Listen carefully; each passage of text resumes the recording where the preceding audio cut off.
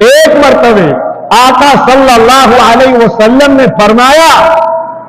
کہ تم میں سے بعض لوگ صبح ہوتے ہوتے کافر ہو جائیں گے، یمسی مؤمنا ویصبح کافرا ویصبح مؤمنا ویمسی کافرا کافرا، یہ الفاظ حدیث کے ہیں کافرا۔ صحابہ چونک لرز گئے کہ اتنا بڑا کہ آدمی صبح مومن ہوگا اور شام ہوتے ہوتے کافر ہو جائے،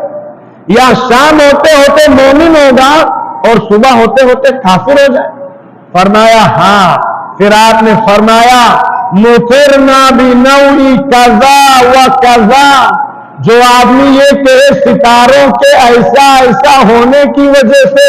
بارش ہوئی تھی، اور جو موسمیات کے ماہرین ہیں وہ کلائمیٹ اور موسم اور ستارے اور یہ ساری چیزوں کی گھڑت لگانے کے بعد ایک اندازہ پیش کرتے ہیں، اس کی کوئی ویلیوشن نہیں۔ اور یہ بھی بعض مرتبہ کہا گیا کہ اللہ تعالیٰ ان کے کہے کے مطابق کر دے گا تاکہ اللہ تعالیٰ آپ کو دیکھے کہ آپ کے دل میں یقین کس کا، اللہ کر دے۔ جیسے وہ نجومی کہے گا،